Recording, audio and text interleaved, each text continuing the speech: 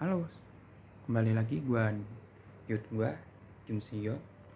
Ah, hari ini gua lagi membahas, ya, gua nggak bisa menyebutkan. Begitu gua begitu shock banget nih untuk pencinta webtoon atau pencinta komik, entah itu dari manga Jepang, entah itu manhwa dari China atau dari manhwa Korea dah. Aku sangat berterima kasih buat semua. Hari ini aku akan membahas manhwa yang dulu sempat bener-bener booming tahun 2013. Ya kalian tahu lah, karyanya si Cho Yong Seok, si Windbreaker.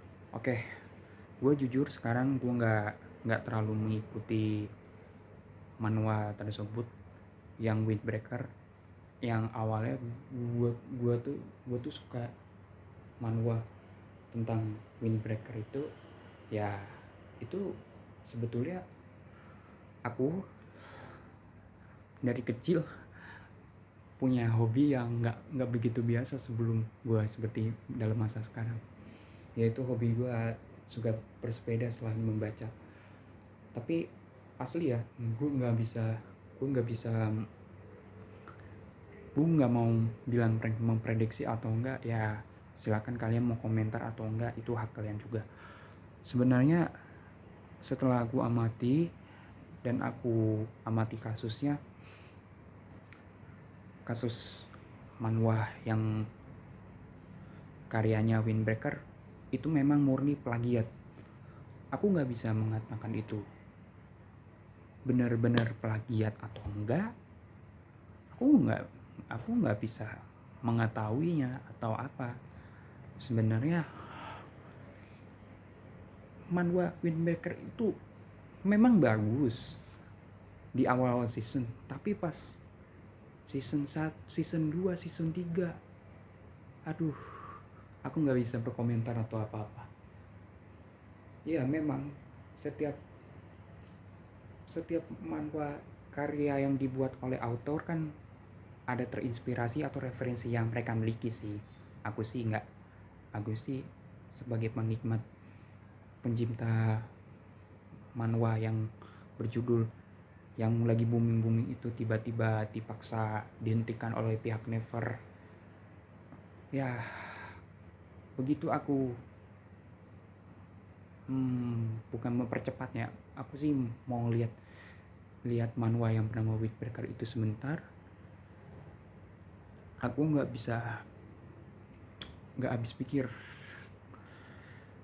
karena manhwa Windbreaker yang gua dulu suka tiba-tiba kok udah cepat aja ya.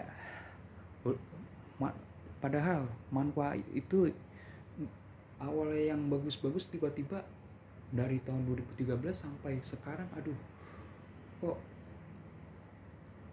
bisa ya endingnya secepat itu. Kalian yang suka Windbreaker, ya sebutin aja lah karakter yang kalian sukai. Aku udah menutup hati dan mohon maaf banget untuk pembuat karyanya Cho Yong Seok. Maaf ya bang, walaupun karya lu udah bagus, udah ini, waduh bang, karya lu excited banget bang. Aku udah awalnya aku lihat season 1, wah ini seru banget, sampai nggak tahu kenapa season 2 atau season 3 gue nggak bisa menghead karya lu bang. Karena kenapa? manhwa yang anda buat ini, karena ada unsur yang aku bilang gitu loh. Kok bisa ya orang berkata, wah Windbreaker sekarang udah endingnya cepet. Wah ini aku pun nggak mau membandingin manhwa sebelah ya, itu udah lain kata. Dan sekarang aku nggak bisa mengklarifikasi lagi ya, apa manhwa yang lo buat adalah titik terendah yang lo buat bang. Lo nggak usah sedih, gak apa-apa bang, karya lo udah bagus, udah perfect bang. Lo nggak sendiri bang, aku pun seneng nih bang buatin karya lo sebaiknya, semampunya abang aja dah. Gua udah seneng banget dari ending manhwa tersebut. Rasanya untuk buat karya manhwa bernama Jeonhyuk Seok, coba deh bang, lu bikin cerita lain selain lu buat Windbreaker. Tapi ya aku sih nggak memaksakan, itu haknya abang aja. Karya abang perfect dan sempurna. Yuk semua kita dukung Jeonhyuk Seok ya. Kalian mau dukung nggak masalah, kalian kalau nggak dukung jangan dipaksa, kasihan dia. Udah susah payah buat gambar nggak semudah buat karya. Selain autor yang gua demen ya, siapa lagi kalau selain Jeonhyuk Seok atau Park Tae-joon atau siapapun itulah. Gue bukan nge-hate mereka, bukan berarti gue nggak suka ya. Gue justru bangga dengan karyanya mereka. Aduh, ini mustahil loh, aku nggak bisa mengatakan apa-apa lagi bang. Semoga lo sehat-sehat ya bang, buat kedepannya ya. Oke. Ini aku cuman bilang untuk kalian, semoga selain karya Windbreaker, kedepannya jangan sampai seperti manhwa sebelumnya, kayak dulu True Education. Katanya ada salah satu MC yang berperan guru dari AS keturunan Korea atau apa gitu, pernah salah satu cara ngajarnya rasis lah atau apa. Udahlah, itu udah angin lalu, kita nggak perlu bahas yang berlalu-lalu lagi. Kalian coba kalian bayangin, kalau kalian buat cerita gini, ada yang mendukung ada yang enggak, tergantung persepsi orang. Sekarang nggak usah membandingin orang lain dulu, coba kalian perbaiki diri kalian dulu yang benar. Terserah kalian mau membuat manhwa yang sesuka kalian aja. Tapi kalau ada manhwa yang unsur yang negatif atau itu ya bisa difilter lah. Tahu sendiri kan, Never kan lagi nyaring manhwa yang kategorinya ada, ya kalian tahu sendiri, ada yang remaja, ada yang dewasa. Bahkan ya jangankan di webtoon, ada sebenarnya gue pernah lihat manhwa yang persebaran di situs-situs ilegal. Gue nggak akan spoiler, karena kenapa? Kalau gue mau spoiler manhwa karya orang lain atau ngeciplak orang lain, gue publikasikan ke situs ilegal, entah itu situsnya komik itu ada situs judul atau apa, gue nggak mau di endorse, karena gue nggak suka di endorse. Kayak gue bilang, istilahnya ada judi online atau apa, gue nggak mau ngambil. Jadi aku sudah mengatakan, kalian jangan terkejut ya,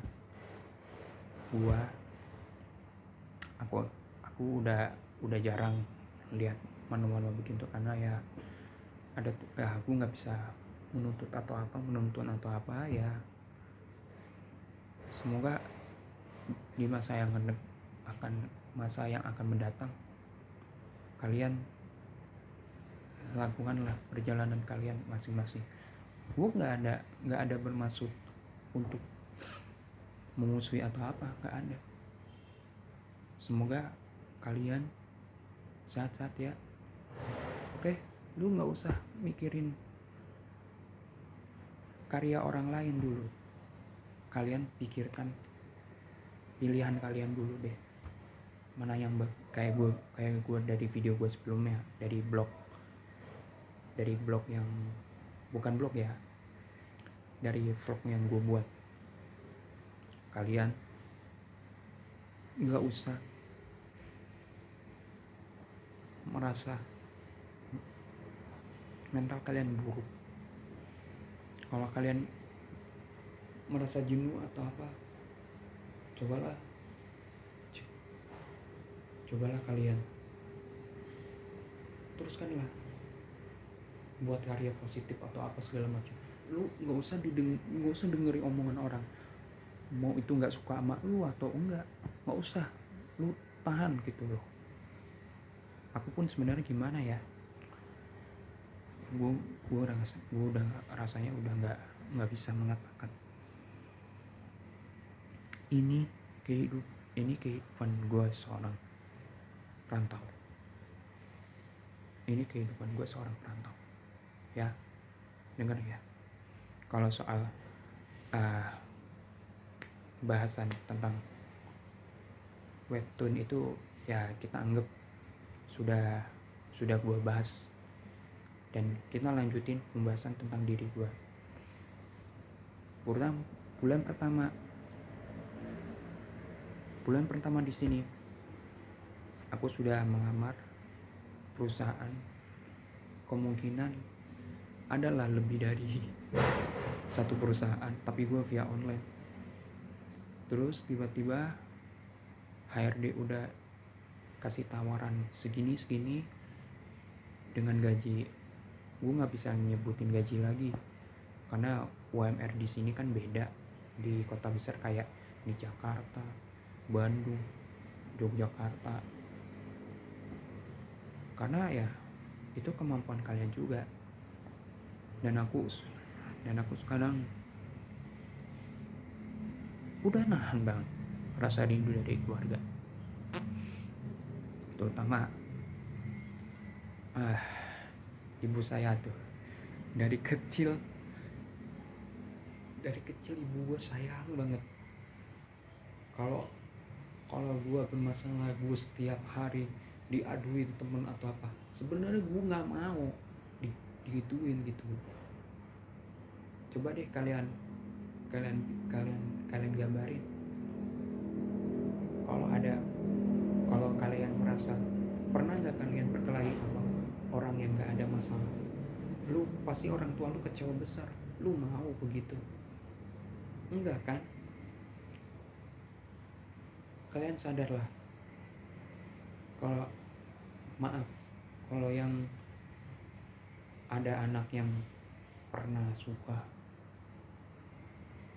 tawuran, pernah melakukan sorry to say ya, pernah melakukan rudah paksa atau apa, sebaiknya kalian jangan lakuin. Kalau kalian ngelakuin, apa yang kalian lakukan itu akan berdampak buat kalian. Aku pun merasa semenjak lulus sekolah udah nggak ada siapa-siapa, udah nggak ada teman.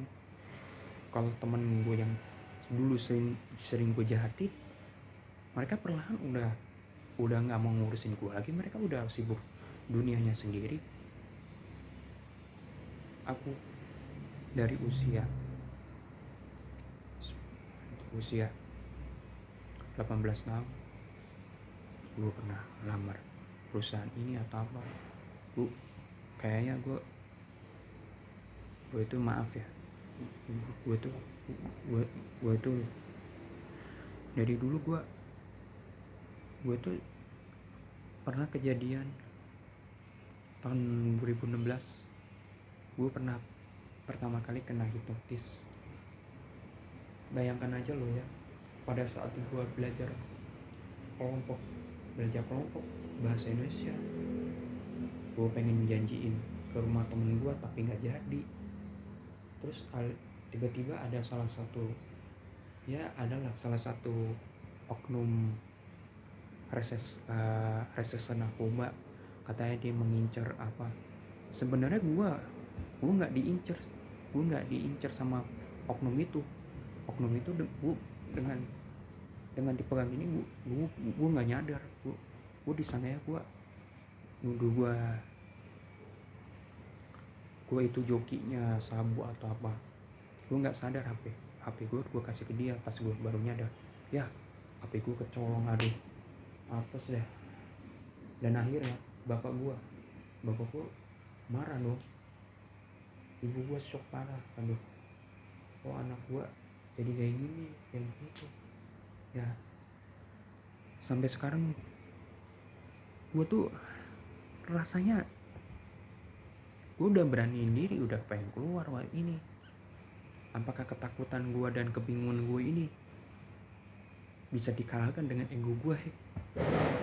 Gila ya, semenjak psikologi gue dipermainkan kayak gini. Aku gak mau perasaan itu, sejarah itu terulang. Bahkan ya,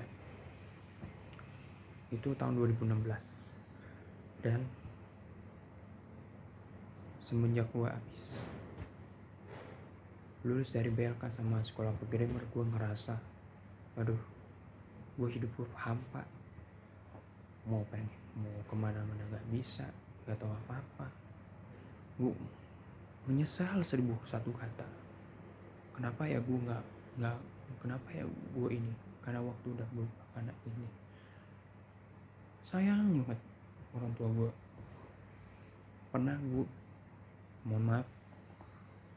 Pernah pas setelah COVID-19 gue pernah kasarin emak gue.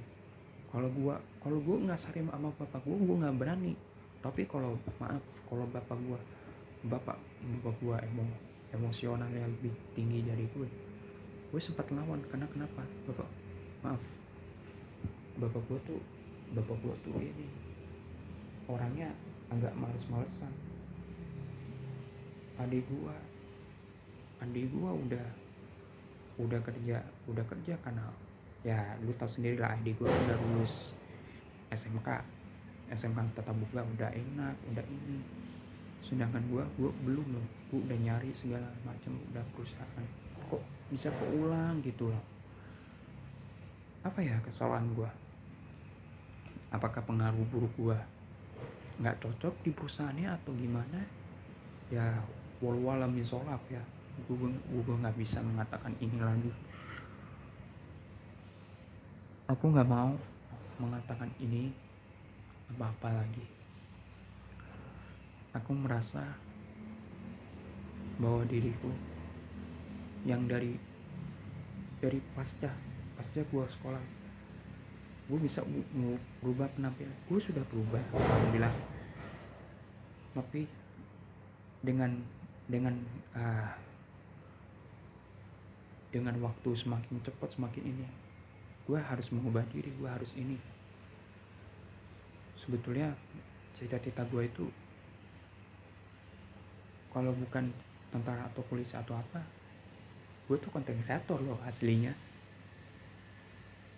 Ada orang bilang, ih lu bohong banget lu ya, ketahuan banget lu. Nah, gue udah nggak ada waktu ladenin. Banyak orang yang nggak suka gue dari belakang atau apa. Gue pernah nyerah. Alasan mereka apa? Ada yang risih, ada yang nggak demen. Gila ya, nggak suka sama gue sampai segitu ya. Aneh. Apakah diri gue terlalu aneh atau apa? Ya itu persepsi orang beda-beda lah. Kalau sama orang yang lebih tua,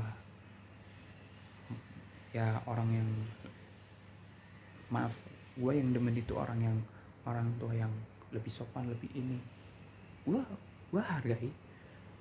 Gue pun walaupun, maaf, kalau kalau ibu gue bilang gue baik, gue turutin. Kalau bapak gue bilangin gue turutin semua. Tapi ya terlepas dari itu kan, namanya zaman kan udah semakin modern. Kita nggak tahu nih kedepannya mau bagaimana. Sekarang kalian yang, maaf nih, yang orang tuanya masih ada, tolong dong sujudin dikit kalau ngerasain. Hati gue gimana ya, sebelum gue punya permintaan satu terakhir nih. Permintaan dari bapak ibu gue tuh cuma satu. Gue pengen naikin haji. Kalau gue belum bisa mampu naikin haji, umroh dulu deh, yang paling mudah. Karena kenapa? Gue sebagai anak pertama dari dua bersaudara, gue nggak mau membandingin lagi, karena ya udah bukan masanya, udah lewat. Dan bahkan saudara dari pihak ayah gue mendukung, bahkan bapak saudara dari keluarga ibu gue mendukung gue. Mereka nggak pernah benci gue, mereka nggak pernah ini. Mereka punya pengalaman mereka tersendiri. Dan sekarang gue belajar ya dari perkata, kalau gue berteman orang lebih pengalaman, gue harus tingkatin lagi. Kalau gue salah, gue perbaiki. Kalau gue benar, gue belajar lagi. Begitu men, namanya kehidupan. Kalian gak usah merasa diri lo ngeluh dulu, gak boleh kesel, gak boleh ini. Kesel atau over ngeluh itu gak bagus loh buat diri kalian. Itu namanya gak bersyukur apa yang kalian dapat. Lu misalkan gini, lu kuliah sampai sarjana, apa yang lu dapetin ya lu kerjain dari hasil kampus lu. Begitupun juga ya yang dari sekolah kedinasan, kayak sekolah tentara, polisi ya, lu tugasnya apa aja gitu. Kalau lulusan SMA, SMK lu bisa kerja jadi penjaga ini, gue malah bagus, malah enak gitu. Gua pun sempet awal mulanya tahun 2013 sampai 2015 gue sempet belajar. Gue sempet apa ya, nyari duit buat bantuin emak gue. Kata hati emak gue, udah mas jangan, biar orang tuanya nyari duit. Gue nggak bisa, udah nggak bisa. Gue tuh kecil lah belum bisa nyari duit. Daripada gue mulung atau apa, sebenarnya kalau gue mengutin barang bekas buat bisa jualin dapet duit, yang syukur alhamdulillah bener. Gue nggak mau kayak bapak gue dulunya bekas manajer restoran, tiba-tiba jatuh jadi tukang ojek. Ya nggak masalah lah, bapak gue kan kerjanya udah bener, nggak masalah. Daripada bapak gue nggak ada kerjaan sama sekali, ya mau gimana juga. Gue aja ya yang mau daftar beasiswa, entah itu beasiswa dari swasta, gue sebenarnya pengen gitu dapat, tapi gue nggak mau ngambil karena ya ekonomi gue terbatas coy. Gue harus upgrade diri gue dulu, gue harus ubah ini dulu, gue harus perbaiki finansial gue dulu. Yang gue dulunya anaknya terlalu boros, siapa tahu jadi hemat. Gue memang nyari duit di sini nggak segampang gue kira. Ya udahlah, gue harus belajar apa yang gue dan yang gampang dulu, jangan yang susah. Kalau yang susah gue terkesan kayak bingung, ketakutan lah apa. Dan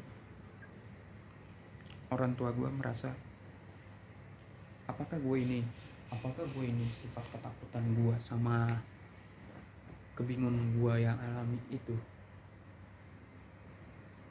masih disukai. Awal mulanya murni gue ketakutan dan kebingungan itu murni karena kenapa, itu efek hipnotis yang jangka panjang sedikit susah dihilangin. Tapi kalau gue beraniin lagi, gue paksain, udah nggak apa-apa, berani aja, nggak apa-apa, nggak usah di ini. Gue sekarang semenjak udah nggak pernah nginjekin hidup lagi di Jakarta, ya rasanya seperti gelombang, seperti gue ngadepin gelombang badai. Yang awalnya mereka baru aja ngadepin gelombang badai, gue udah ngadepin gelombang badai duluan. Alhasil gue rasa syukur kepada diri gue ini adalah aku harus disyukuri. Aku nggak mau mengeluh, aku nggak mau apa, bertahan. Aku harus bisa lagi untuk kedepannya. Gue nggak mau mikirin itu lagi atau apapun itu. Kalian nggak usah mikirin gue atau apa. Kalian mau hadapi gue, mau ada apapun nggak masalah. Ya, sekarang Indonesia udah bersyukur loh. Setiap perusahaan ada yang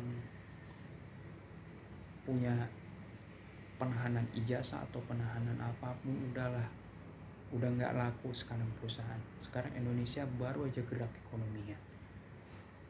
Gue sekarang udah nggak mau bahas tentang entah itu politikan, entah itu bahas gosip orang lain atau apa, itu privasi orang lain. Gue nggak mau melibatkan itu lagi. Dan sekarang gue harus, kalau gue udah niatnya terjun ke affiliate, gue akan coba dulu sebisa gue aja, cari yang sebisa gue aja dulu. Kalau yang susah kayaknya gue mustahil, bener-bener mustahil bang. Kalian hebat loh, bisa nyari kerja nyampe berjuang. Akhirnya apa, lu dapet. Sedangkan gue udah pernah deh ada HRD yang orangnya lebih baik dari tempat gue sebelumnya. Ada HRD gue nolak gue baik-baik karena lihat potensinya segitu amat. Ini susah ya, rasanya gue jadi orang yang normal dan lebih waras ya. Resikonya kayak gini. Aku udah nggak bisa sedih lagi, aku udah nggak bisa ini, gue udah bisa senyum. Aku udah nikmat apapun yang gue makan dari saudara gue, entah itu dapat yang gue dapat, gue syukurin. Gue nggak boleh galau lagi untuk kedepannya. Kalian semua harus kuat ya, nggak usah sedih lagi, nggak usah ini. Kalian yang maaf, kalau yang masih yatim piatu, yang punya orang tua angkat yang dididik lo bener, lu disyukuri, lu nurut yang bener. Kalau punya orang tua angkat yang nggak bener, lu udah, walaupun ada kesalahan, mau itu kecil mau besar, lu maafin gitu. Jangan dilakuin lagi, kasihan. Udah pokoknya pesan gue udah ini lagi, gue nggak ada lagi. Udah, pesan gue hanya itu aja. Kalian hebat.